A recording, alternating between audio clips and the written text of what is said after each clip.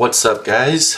Here we are on this morning, and we wake up and we see the moderate risk area for significant severe weather here across portions of eastern Missouri, central and northwest portions of Illinois, western extreme Kentucky, northeast extreme Arkansas there, and southeastern eastern portions of Iowa.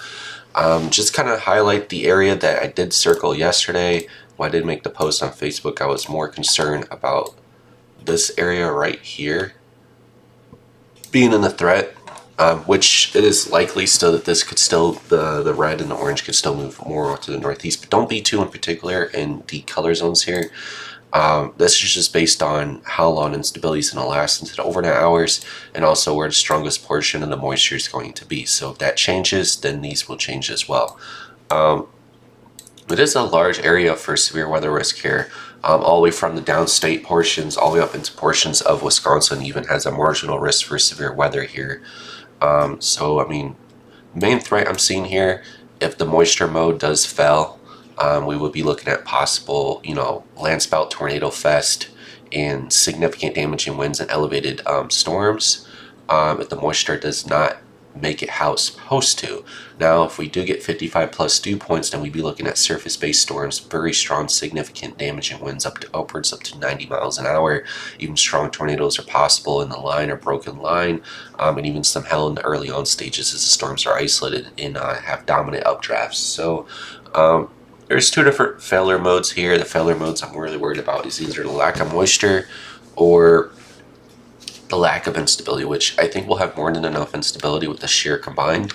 I think what I'm really worried about here is the moisture mode. Moisture meaning that the moisture is not going to pull on the front as strong enough. So if we get moisture pulling along the front where the more of the stronger force in, where it's be more of a broken line QLCS tornado event, if we do get some moisture pulling on that line, which would be like 55 plus dew points, then we'll be looking at, some spin-up tornadoes, very fast spin-up tornadoes as they're moving off to the northeast, probably like 55 plus miles an hour, and even a possible strong spin-up tornado is also possible.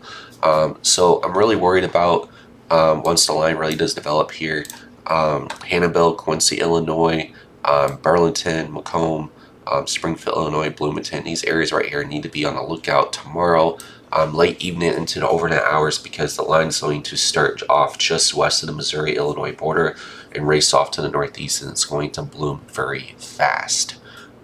You should be able to have a ton of clear skies out ahead of this, and you'll be able to see the storms coming from like miles away, especially with intense lightning. I do expect some really intense lightning with these storms based on all the kinetics and the dynamics all together. So you should be able to see the storm from far away. But if you do get a tornado warning in the area, obviously it's you should probably just take shelter just in case if there isn't one, because these storms are moving so quick. You probably won't see it. And also, if the storm is rain wrapped in the line and embedded, you won't be able to see the tornado either way, especially being after dark. So just to take safety precautions and keep everyone safe. Just don't be that guy that doesn't have experience and you're trying out there see whatever is coming your way when it's wrapped in rain and it's after dark and you have no clue. So don't be that guy. And like I said, I think there's definitely be some cold core tornadoes here wrapping around the system up here. So be careful. So there's some possible cold core tornadoes set up here, or some land spouts here around the north side or northwest backside of the low. So just that's a possible case scenario there across portions of Iowa. So that's just something else to watch out for too. But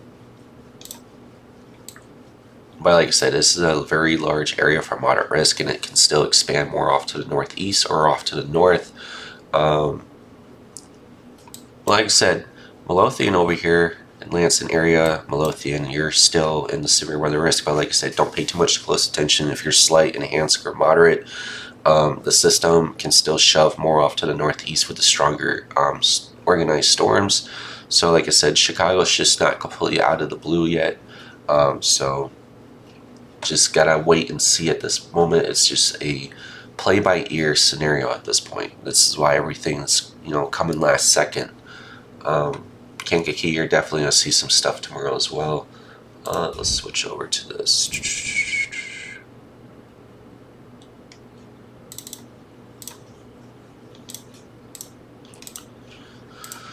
Now we'll be able to look at some dynamics here.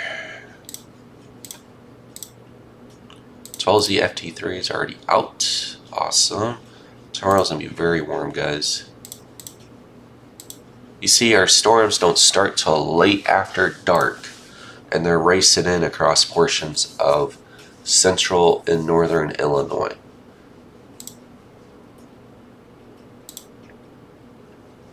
And some of these storms could be typically strong too, going into the late hours and even up to midnight. That's what we're looking at here for the possibility of some storms. So here we would like to call these the helicity tracks. Helicity tracks meaning the storm has potential rotation with the storm. It could mean that it has large hell with it, but these are your updraft helicity 0 to 5 km AGL, run max. But if we just look at the 0 to 3 kilometer as well, we'll look at the rotational part of the storm and how many possible tracks of these storms are actually rotating. So there's a decent amount of helicity tracks, anywhere from Iowa, which could be those cold core tornadoes, even into portions of northern Illinois. So this is looking like, and they even got one decent track going into the Chicagoland suburbs tomorrow as well. So likely tomorrow I will bring my equipment with me to work tomorrow, just in case we do see those late night tornado events going into the overnight hours, because it is looking likely that northern Illinois is going to see the possible chance of tornadoes and brief spin-ups in QLCS. So when you see these 0 to 3 kilometer lines here, the 0 to 3 kilometer helicity tracks, these are low level rotation within the storm being picked up, future prediction by the FE3 model, but it is definitely showing, you know, some definite rotational storms there. It's based on how strong that low level wind shear is, and like I said, these storms are going to be moving incredibly fast tomorrow night. So you see tornado warnings go up, probably just be ready, you know, don't be that person. Okay, those models are still updating. Let's look at the NAM3 cam here.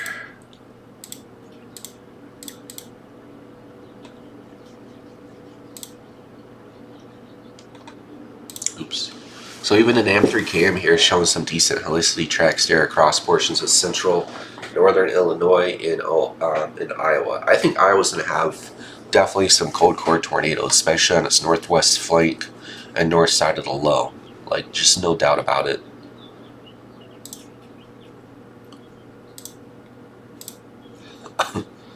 The M3KM here coming in with some moisture here.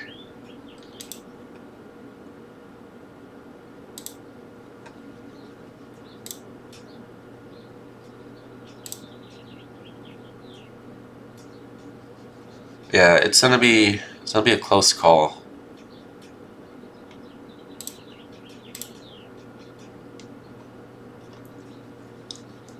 I think the Chicagoland area and northeast Illinois is definitely going to see possible brief spin-up tornadoes tomorrow. Look at here's your photograph here on the NAM3 kilometer model, showing LCL heights down to 200.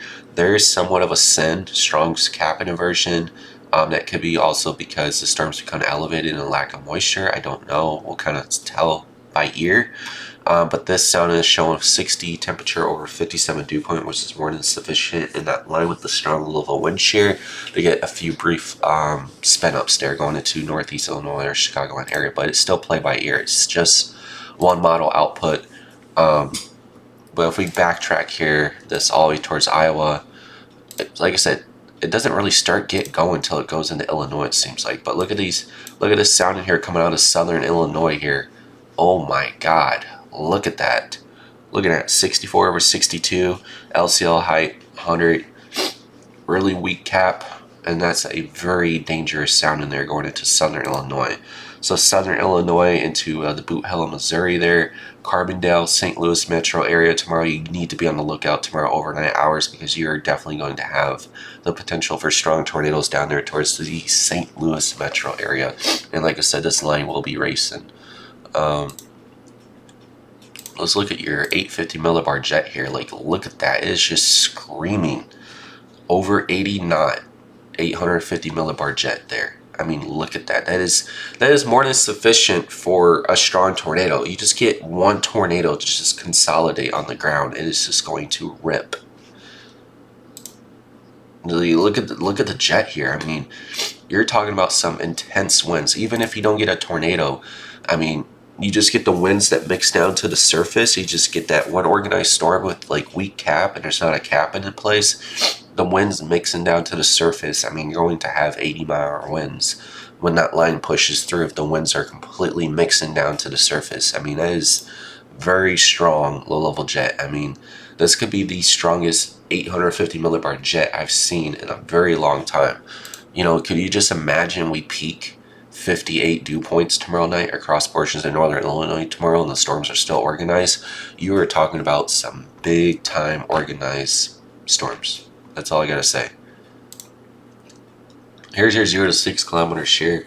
I mean, it's just peaking at like no biggie, 60, 70 knots. That's no biggie. I'm being sarcastic, by the way.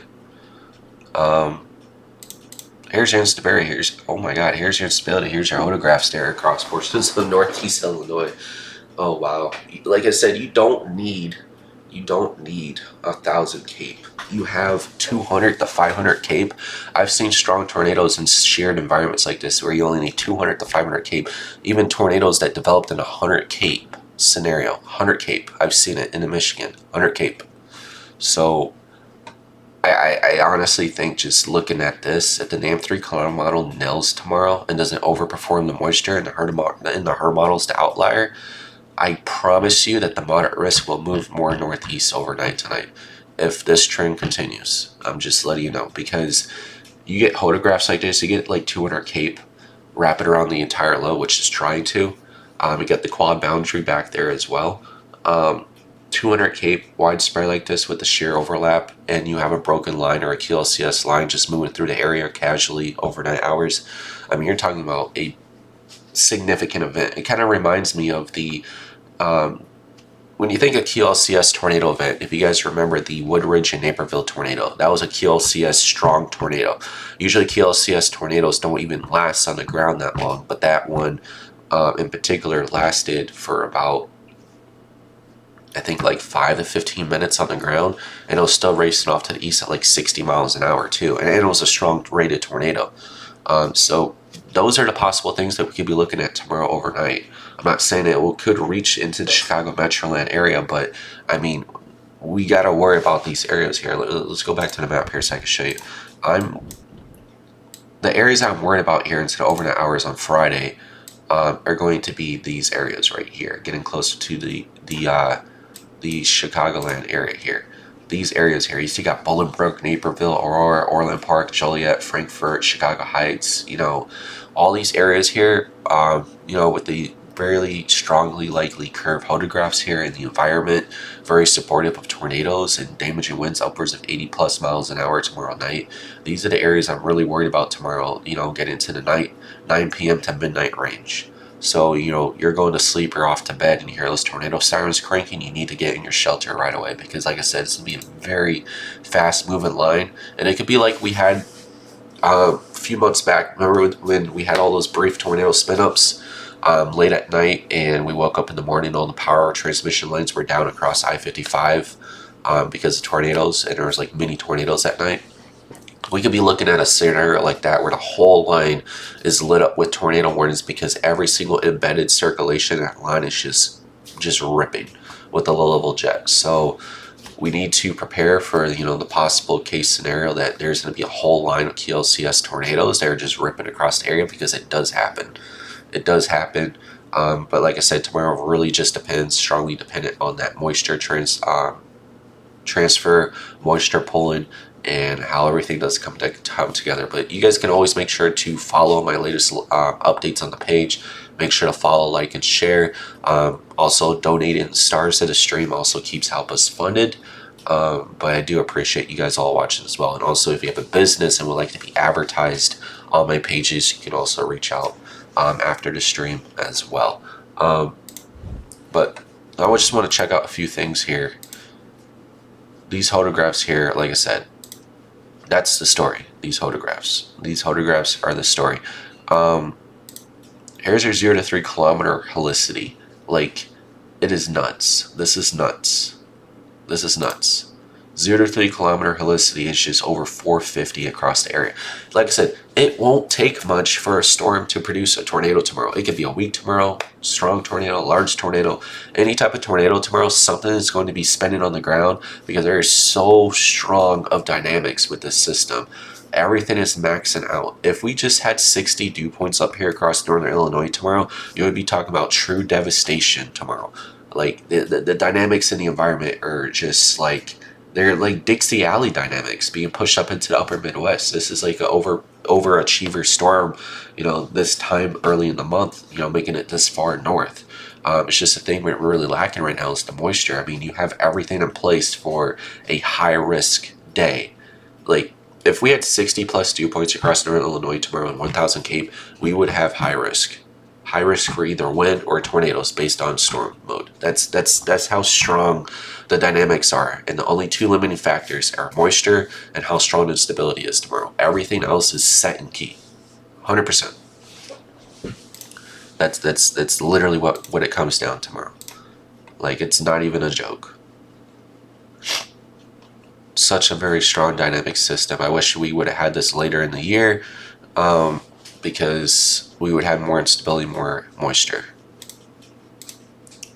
Here's the HERM model. HERM model is just not really, I think it's an outlier. It's not really just like developing very well.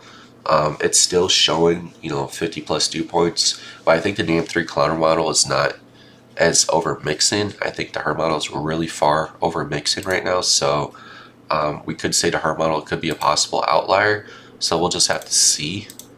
But I honestly think the HERM model is an outlier right now. Yeah.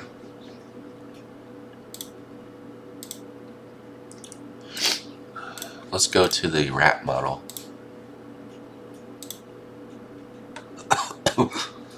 Yeah, here's the RAP model, showing more moisture return too.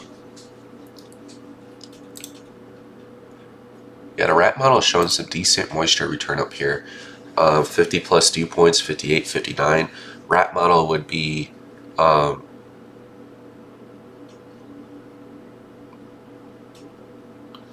the RAP model is showing some decent moisture return, which tells me that if the RAP model is pretty high on moisture, that we have nothing to worry about. So it could be the possible chance that the HERM model is definitely an outlier, because the RAP model is showing as much moisture as the NAM3 clowner model right now at this point. So, I mean, I think the HERM model could be the outlier, because this is the RAP model right now, showing a very decent moisture return.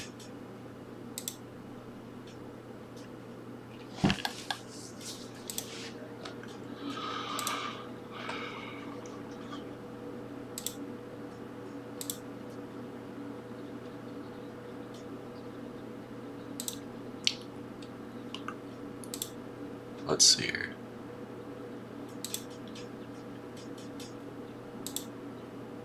Yeah, those some big cloud tops on those storms right there. That's the future radar based on the RAP model. So the storms are firing all around the low and spinning right there. Yep.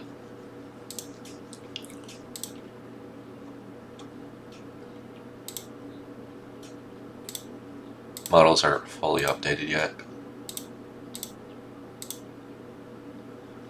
Well, here's the HRW and SSL model, showing a decent line that could be supercells 1, 2, 3, 4, 5, 6, all of them racing across portions of eastern Illinois.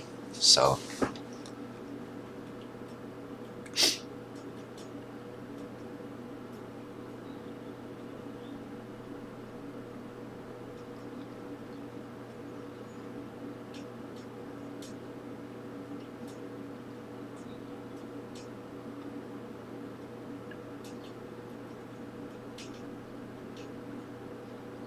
yeah, that's what that's looking like.